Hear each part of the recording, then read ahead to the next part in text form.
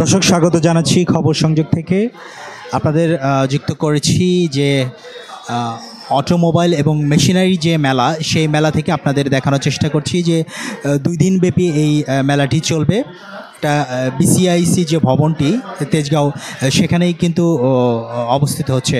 এখানে দেশীয় এবং বিদেশি যে অটোমোবাইল এবং মেশিনারি যে কোম্পানিগুলো তারা কিন্তু পার্টিসিপেট করেছে। বিভিন্ন রকম যিনি আধুনিক যন্ত্র, সেই যন্ত্রগুলো নিয়ে এসেই কিন্তু তারা এখানে পার্টিসিপেট করেছে। আমাদের দেখানোর চেষ্টা করছি যে বাংলাদেশে যে সকল জিনিস তৈরি হচ্ছে, আধুনিক যন্ত্র অংশ, সেগুলো কিন্তু এখানে প্রদর্শনী করা হচ্ছে এবং এই মেলা থেকে মেসেজ দেওয়া হচ্ছে যে বাংলাদেশের যে আধুনিক প্রযুক্তি যে সকল সেগমেন্ট তৈরি হচ্ছে, সেগুলো কিন্তু প্রদর্শনী করা হচ্ছে। আমরা কাস্টমারের সাথে কথা বলে দেখেছি যে আমরা দেশীয় যে পণ্যগুলো, সেগুলো কিন্তু তারা প্রদর্শনী করছে এবং অটোমোবাইল এবং মেশিনারি যে সেক্টরগুলো, এগ্রিকালচারের যে সেক্টরগুলো, সেগুলোও কিন্তু এখানে প্রদর্শনী করা হচ্ছে। এই মেলাটি মূলত 2 দিনব্যাপী মেলা। আজকেই শেষ দিন। এটা খুবই ছোট আকারে এই মেলাটি উপস্থাপনা করা হচ্ছে এবং উদ্বোধন করা হয়েছে কালকে, এবং আজকেই শেষ দিন। এই মেলা থেকে বিভিন্ন যে দেশীয় পণ্য এবং দেশীয় যে ব্র্যান্ডগুলো, এখানে আমরা দেখতে পাচ্ছি আকিজ কিন্তু পার্টিসিপেট করেছে এবং তাদের যে পণ্যগুলো আছে, অটোমোবাইল এবং ইলেকট্রিক যে গাড়িগুলো আছে, সেগুলো কিন্তু প্রদর্শনী করছেন। এই মেলাতে আমরা দেখতে পাচ্ছি যে বিভিন্ন কোম্পানি কিন্তু এখানে তাদের যে পণ্যগুলো, তাদের কোম্পানি দ্বারা যে পণ্যগুলো তৈরি করে থাকে, সেই পণ্যগুলোই কিন্তু তারা প্রদর্শনী করছে এবং যারা দর্শনার্থী আছে তাদেরকে বলছেন, বুঝিয়ে দিচ্ছেন যে এই মেশিনগুলো আসলে কি কাজে লাগবে। আমরা একটু কথা বলবো যে আমরা যে মেশিনটি দেখতে পাচ্ছি, আসলে এটা কি কাজে লাগবে বা কি কাজের জন্য করা? এটা আসলে পোর্টেবল একটা সোলার পাওয়ার ইউনিট।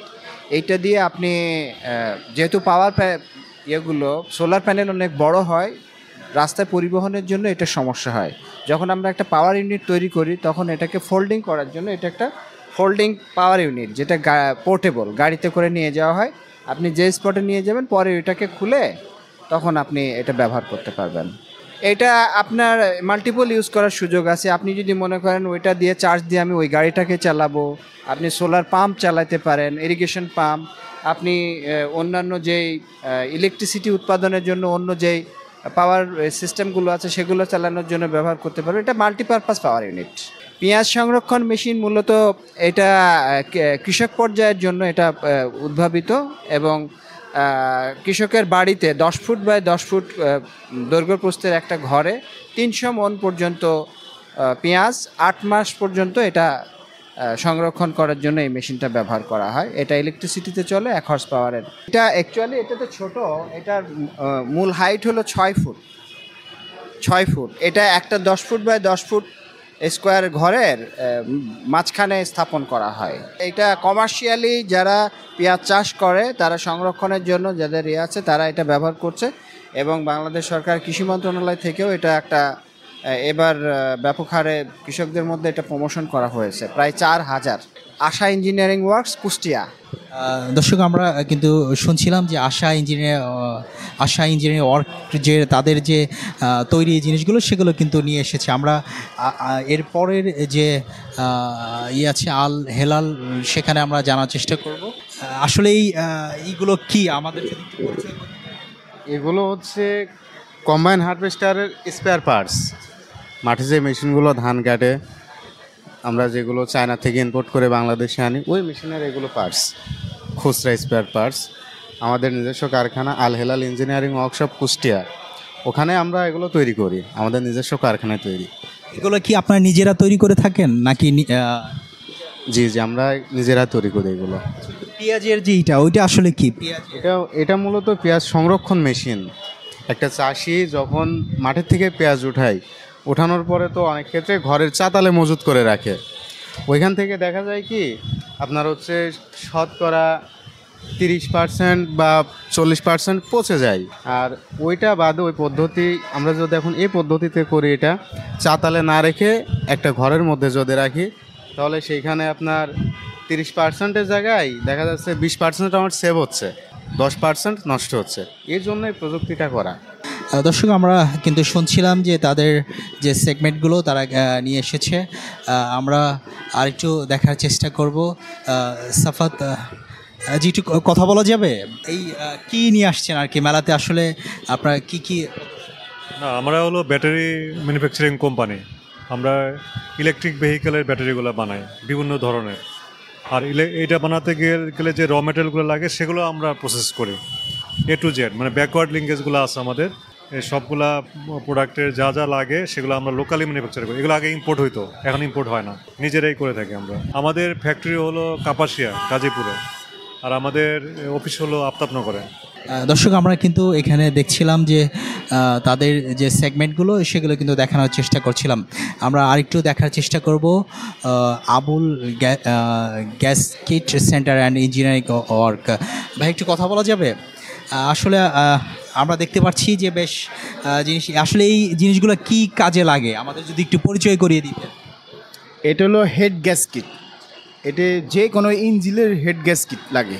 তাছাড়া ইঞ্জিন বাল্ব, এটা হলো পিস্টন, এটা হলো কম্প্রেসর পিস্টন, কম্প্রেসর রিং, এগুলি আমাদের দেশের প্রোডাকশন। জি জি জি, আবুল গ্যাসকিট এটা নিজে প্রোডাকশন করে নিজে। মেলা আমাদের দেশে যে এইসব জিনিস যে হয় অনেকের জানা নেই। তো এইখানে মেলাতে আসার মানে এটা প্রচার দেখলো আমাদের দেশে। এগুলো আমরা তো বেশিরভাগ সব মালে তো বিদেশ থেকে আসছে। হ্যাঁ, তো বিদেশের উপর তো আমরা ডিপেন্ডি। আমাদের দেশে যে পণ্যগুলো হয় এটা তো অনেকে জানে না। তো এই মেলাতে আসলে অনেক সময় যারা জানে এটা একটা প্রচার। হ্যাঁ, আমি মনে করি যে এরম মেলা বছরে 2বার দিলে ভালো। হ্যাঁ, কেন মানুষ জানা উচিত।